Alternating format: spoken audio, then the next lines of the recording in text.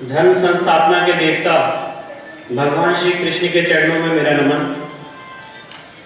मेरे गुरु परात्पर गुरु डॉक्टर जयंत बालाजी आठवले के चरणों में मेरा नमन। मेरे गुरु समान मेरे पिताजी माननीय हरिशंकर जैन जी को मेरा नमन।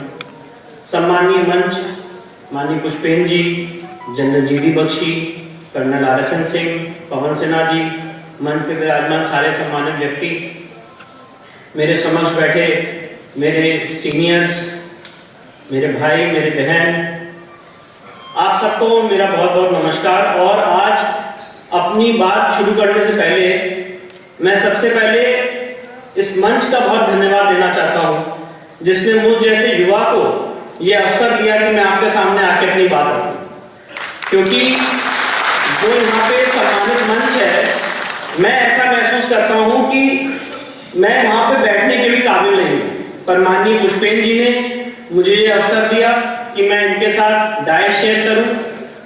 और इसके लिए मैं सेव इंडिया फाउंडेशन का बहुत बहुत धन्यवाद करता हूं, शुक्रगुजार हूं कि उन्होंने मुझे ये अवसर दिया। अब आज का जो मुद्दा है उस पर आने से पहले मैं आपको कुछ बातें बताना चाहता हूं, और ये बातें बताने का पर्पज आपको ये नहीं है कि हमने क्या किया, इसमें मैं का भाव नहीं है। इसमें ये भाव है कि एक अधिवक्ता इस देश की इंटरनल सिक्योरिटी के लिए एक अधिवक्ता अपनी वकालत के माध्यम से कैसे चेंज ला सकता है, ये बात मैंने अपने जीवन में बहुत ही शुरुआती स्टेजेस से देखी। मेरा जन्म 1986 में हुआ। 6 दिसंबर 92 को बाबरी मस्जिद का विध्वंस हुआ। तब मैं 6 साल का था और मैंने अपने पिताजी को देखा कि 13 दिन के बाद, जैसे मेरी दादी जी की डेथ हुई, 6 दिसंबर 92 को मेरी दादी जी की भी डेथ हुई जिस दिन ढांचा गिरा। 13 दिन के बाद, 13वीं होने के बाद सर मुंडाए हुए वो हाईकोर्ट पहुंच गए, स्पेशल बेंच बैठाई और ये अर्जी दी हाईकोर्ट में कि रामलला का दर्शन करना हम सबका जन्मसिद्ध अधिकार है और रामलला संवैधानिक पुरुष है, संविधान के ओरिजिनल पृष्ठों पे है और इसलिए वो दर्शन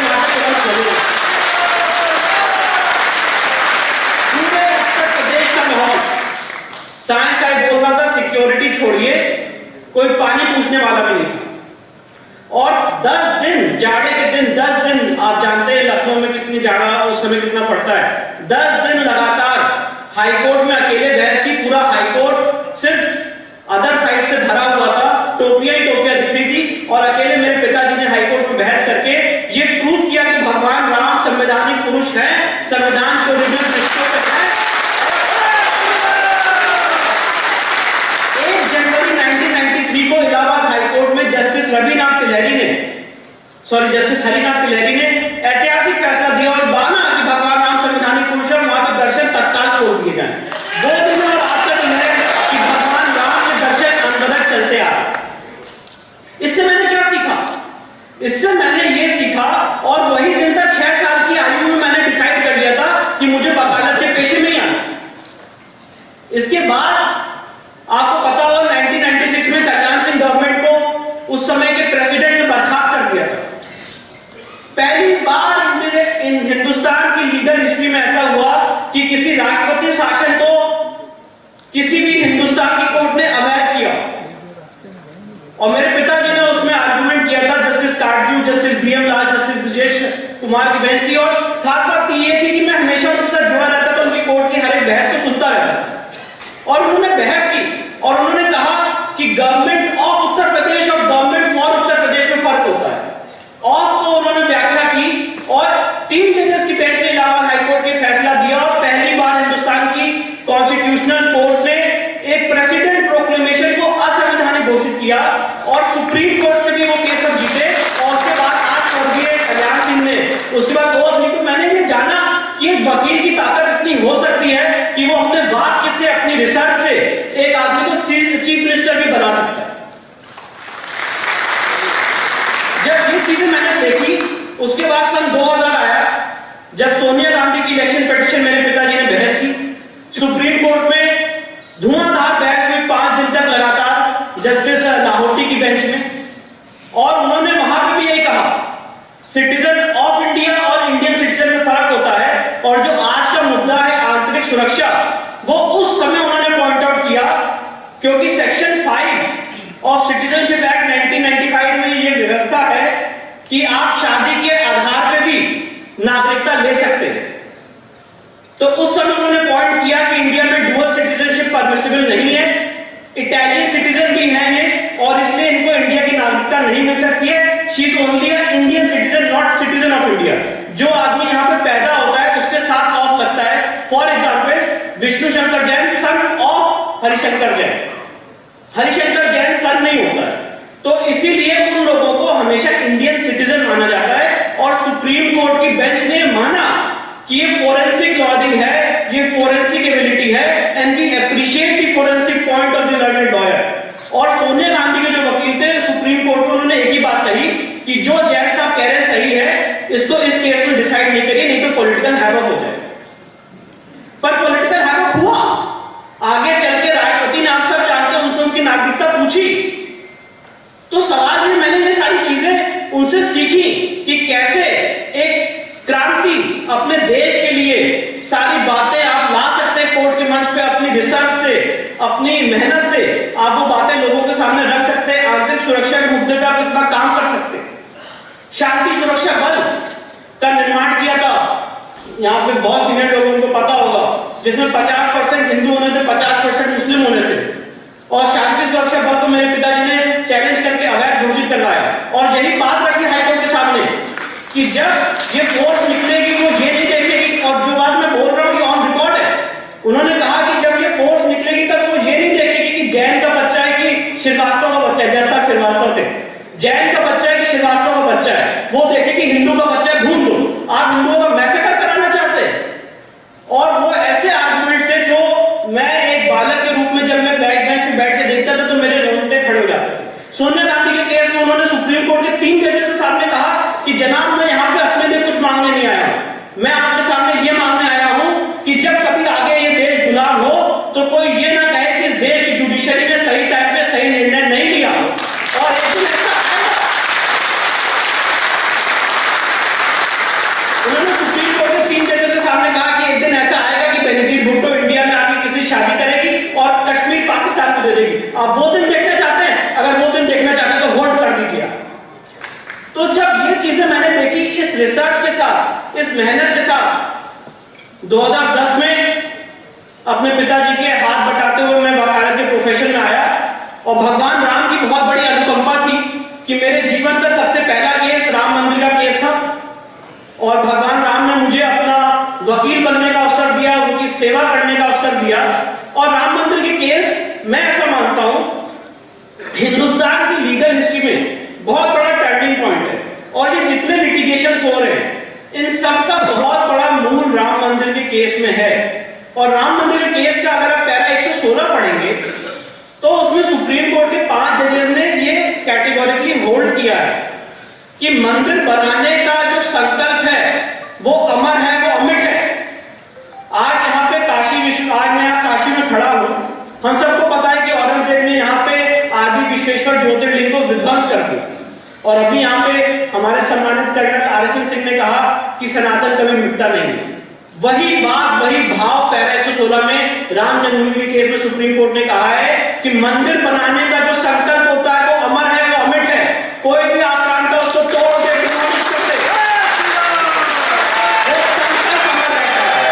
नदी में बह जाए, बाढ़ आ जाए, हिंदू लॉ सुप्रीम है। और हिंदू लॉ ये कहता है कि अगर कोई संपत्ति देवता की है तो वो हमेशा देवता की संपत्ति रहेगी समय के अंत तक।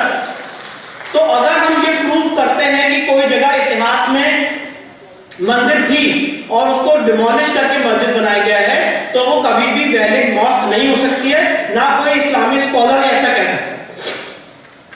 तो सवाल ये है कि इन सारे भावों के साथ, इन सारी बातों के साथ जब मैं प्रोफेशन में आया तो हमने एक इंपॉर्टेंट पिटीशन सुप्रीम कोर्ट के सामने दाखिल की। और वो पिटीशन अभी विचाराधीन है। और उसके कुछ बैकग्राउंड में आपको दूंगा, बहुत जल्दी मैं भी अपनी बात को समाप्त करूंगा, क्योंकि आपसे ज्यादा मैं भी इस सम्मानित मंच के जो बड़े बड़े वक्ता हैं उनको सुनने के लिए आतुर हूं। सेक्शन 40 वक्फ एक्ट का बहुत इंपॉर्टेंट है। आप सबको जान के हैरानी होगी कि आंध्र प्रदेश हाईकोर्ट ने नोट किया है कि डिफेंस और रेलवे के बाद जो सबसे ज्यादा जमीन है वो वक्फ के पास है। की है तो वो वक्फ की है। वक्फ एक्ट को हमने एक्सटेंसिवली सुप्रीम कोर्ट में चुनौती दी है और उसका एक सेक्शन आपके सामने मैं पढ़ के बताना चाहता हूं और आप सब उसको बड़े आराम से समझेंगे और मैं उसको एक्सप्लेन करूंगा कि ये प्रोविजन आज की इंडिपेंडेंट इंडिया में, आज की संवैधानिक इंडिया में हिंदुस्तान की पार्लियामेंट ने पास किया और हम चुप हैं, इसके लिए हमें संगठित होकर आवाज उठानी चाहिए। और वो प्रोविजन क्या है वो आपके सामने रखता हूं, सेक्शन 40 वक्फ एक्ट का। और माननीय पुष्पेन जी इसको बहुत अच्छे से आपको और समझाएंगे। इसमें वक्फ बोर्ड को पावर दी है, where the board has any reason to believe that any property of any trust or society registered in pursuance of the Indian Trust Act 1882 or under the Society Registration Act 1860 or under any other act is a Waqf property, the board may notwithstanding anything contained in such act hold an inquiry in that regard to such property, and if after such inquiry the board is satisfied that such property is a Waqf property, call upon the trust or society as the case may be either to register such property under this act as Waqf property or show cause why such property should not be registered provided that in such। तो इसमें section 40 में वक्फ board को power दे दी कि वो किसी भी संपत्ति को वक्फ संपत्ति घोषित कर सकता है, including the property of a trust और सोसाइटी। मेरा सवाल ये है कि क्या ऐसी कोई पावर ट्रस्ट को दी है? अगर कोई हिंदू ट्रस्ट है या कोई सोसाइटी है तो उसको ऐसी पावर दी है कि वो किसी भी प्रॉपर्टी को वक्फ प्रॉपर्टी घोषित कर सकता, अपनी प्रॉपर्टी घोषित कर सकता है। ये एक्सक्लूसिवली पावर वक्फ बोर्ड को क्यों दी है? और आप सब लोग जान के शॉक हो जाएंगे, ताजमहल को इसी प्रोविजन को अप्लाई करते हुए वक्फ बोर्ड ने वक्फ संपत्ति घोषित कर दिया और इस समय archaeological survey of India in appeal है बिफोर द सुप्रीम कोर्ट। तो ये एक ऐसा प्रोविजन है जो हम सबके सामने और आज की डेट में जो आंकड़े आ रहे हैं कि थर्ड लार्जेस्ट नंबर पे इस समय वक्फ संपत्ति है, ये आंतरिक सुरक्षा के लिए बहुत बड़ा खतरा है। आप सबके माध्यम से, सम्मानीय मंच के माध्यम से हम सबकी अपील रहेगी, डिमांड रहेगी कि भारत सरकार इस पे ध्यान दे और जो भी उचित कदम हो सकता है इसको उठाए, क्योंकि ये हमने सुप्रीम कोर्ट में भी चैलेंज किया, ऑन रिकॉर्ड बात कही है, ये प्रोविजन क्लियरली डिस्क्रिमिनेटरी, पूरा का पूरा वक्फ एक्ट डिस्क्रिमिनेटरी है। उतना समय नहीं है यहाँ पे बताने का, पर मैंने उसको एक्सप्लेन किया बहुत सारे डॉक्यूमेंट्रीज के थ्रू। वक्फ एक्ट पूरा का पूरा डिस्क्रिमिनेटरी है और अगर आप वक्फ एक्ट को कंपेयर करेंगे प्लेसेस ऑफ वर्शिप एक्ट 1991 से तो आप जान के और शॉक हो जाएंगे। इस 4 साल के अंतराल में नरसिम्हा राव सरकार ने 2 एक्ट पास किए हैं, प्लेसेस ऑफ वर्शिप एक्ट 1991 और वक्फ एक्ट 1995। और दोनों एक्ट आप देखेंगे कि जब हिंदू जनमानस चुप होता है, जब हिंदू जनमानस अपने राइट्स को नहीं जानता है, तो किस तरह हमारे देश में हमारे पार्लियामेंट ऐसे कानून पास कर सकती है। और आज हम 20 साल बाद 30 साल बाद उसके चेक रहे हैं कि हाँ ऐसा हो गया है। अब उसको अंडू करने में हमें कितना समय लगेगा, कितने संगठन की शक्तियां लगेंगी। प्लेसेस ऑफ वर्शिप एक्ट 1991 में सेक्शन 4 में व्यवस्था की गई कि 15 अगस्त 1947 को जिस धार्मिक स्थल की जो स्थिति थी वो वैसी रहेगी और उसको रेस्टोर करने के लिए कोई भी लॉ सूट, कोई भी केस फाइल नहीं हो सकता है और उसमें अयोध्या को एग्जेम्प्ट किया। अब सवाल ही बनता है, 2 सवाल बनते हैं। आपने अब इसको जो मैंने वक्फ एक्ट की बात बताई इससे जरा कंपेयर करिएगा।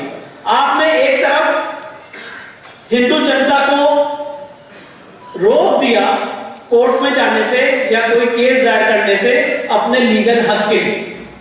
अगर आप मुझे पता चलता है इतिहास में कहीं मंदिर तोड़ के मस्जिद बनाई गई या वाइस वर्सा, तो मैं उसके लिए कोर्ट में नहीं जा सकता। पर on the other hand section 40 में वक्फ एक्ट में 4 साल के गैप में ये कानून आए। On the other hand section 40 में वक्फ एक्ट में आपने उनको ये पावर दी कि वो किसी भी संपत्ति को वक्फ संपत्ति घोषित कर सकते हैं। अगर आपकी संपत्ति को वक्फ संपत्ति घोषित करते हैं तो आप कोर्ट में केस लड़िए। पहले आप वक्फ ट्राइब्यूनल जाइए, उसके बाद आप हाई कोर्ट जाइए, उसके बाद आप सुप्रीम कोर्ट जाइए। तो एक तरफ ये कौन सा कानून इस देश की पार्लियामेंट ने पास किया है कि एक तरफ तो आपने लोगों की मुंह बंद करने का काम किया। आज कोई आदमी अपनी बात अगर रेस करना चाहता है तो कैसे रेस करेगा? या तो सड़कों पे धरना देगा, किसान आंदोलन की तरह रोड ब्लॉक करेगा जो असंवैधानिक है, और अगर संवैधानिक उसके पास कोई हथियार है तो वो है अपनी बात कोर्ट में कहने का। तो आपने 1991 में ये कह दिया कि मंदिर मस्जिद का कोई भी जो विवाद है उसके लिए आप कोर्ट नहीं जा सकते हैं, वो ऐसे ही रहेगा, सिर्फ अयोध्या को एग्जेम्प्ट किया। और दूसरी तरफ वह कोर्ट को आपने पूरी पावर्स दे दी कि वो किसी भी संपत्ति को वक्फ संपत्ति घोषित करे और उनके लिए सारी लीगल रेमेडीज खुली हुई। तो सवाल यह बनता है कि इस तरह से अगर कोई भी पार्लियामेंट इस देश की बहुसंख्यक समाज की आवाज को दबाने का काम करेगा, कुचलने का काम करेगा, तो अब समय आ गया है कि हम सब संगठित होकर इस सम्मानीय मंच के मार्गदर्शन में ये सारी बातें सुप्रीम कोर्ट में, हाई कोर्ट में, अलग अलग जगह उठाएंगे। और फर्क इससे नहीं पड़ता है कि हम केस जीते कि हारे, फर्क इससे पड़ता है कि हम कितनी ज्यादा जन चेतना पैदा कर सकते हैं। माननीय पुष्पेंद्र जी हमेशा अपने भाषणों में कहते रहते हैं, जब भी मैं सुनता हूं मेरे हमेशा मुझे रोमांच हो जाता है। वो कहते हैं समाज को जागृत होना पड़ेगा, अपने अधिकारों के लिए समाज को जागृत होना पड़ेगा। सरकारें आएंगी जाएंगी, पर समाज को अपने अधिकारों के लिए आगे बढ़ के आना पड़ेगा, ये इंपॉर्टेंट बात है। और इसीलिए मैंने आपके सामने Waqf act, places of worship act को रखा। इसको आप लोग भी देखें, इसका आप लोग भी विरोध करें, ट्विटर, इंस्टाग्राम, यूट्यूब, जिसके भी माध्यम से हो सकता है। और एक बात और कहना चाहता हूं और उसके बाद मैं अपनी बात को समाप्त करूंगा। अभी मेरे इंट्रोडक्शन में ये कहा जा रहा था कि हिंदू राष्ट्र में तत्पर हूं। मुझे तो डर लगने लग गया है हिंदू राष्ट्र की बात करते हुए। और पता है मैं आपसे ये बात क्यों शेयर कर रहा हूं? अभी मैं एक बेल एप्लीकेशन लड़ रहा हूं जो दिल्ली में जंतर मंतर में नारे लगाए गए। उसमें एक व्यक्ति ने हिंदू राष्ट्र की मांग रखी, ना वो नारे में था जो 5 बजे नारे लगाए गए, वो उस नारे में नहीं थे। कार्यक्रम 10 बजे चालू हुआ, 12 बजे खत्म हो गया। उन्होंने 2 बजे इंटरव्यू दिया, मीडिया वालों ने उनसे पूछा कि क्या ये देश हिंदू राष्ट्र घोषित हो जाएगा? उन्होंने कहा हाँ, ये देश हिंदू राष्ट्र घोषित हो जाएगा। और उस आधार पर उनको अरेस्ट किया गया। अभी दिल्ली हाईकोर्ट में उनकी बेल एप्लीकेशन लगी थी और मैंने उस बेल एप्लीकेशन में हाईकोर्ट के सामने कहा कि अगर हिंदू राष्ट्र की बात करना 153A के तहत ऑफेंस है तो आप मेरे क्लाइंट की बेल एप्लीकेशन रिजेक्ट कर दीजिए। अगर हिंदू राष्ट्र की बात करना 153A के तहत ऑफेंस है तो आप रिजेक्ट कर दीजिए और सिर्फ मेरा क्लाइंट जेल नहीं जाए, मैं भी जेल जाने के लिए तैयार हूं। की बेल एप्लीकेशन रिजेक्ट होती है, यही बात सुप्रीम कोर्ट में भी कहूंगा और सुप्रीम कोर्ट में कहूंगा कि मुझे यही सेंटेंस करके जेल भेज दीजिए, क्योंकि हिंदू राष्ट्र की बात सिर्फ मैं नहीं कर रहा हूं, इस देश का बहुसंख्यक समाज चाहता है कि हिंदू राष्ट्र बने।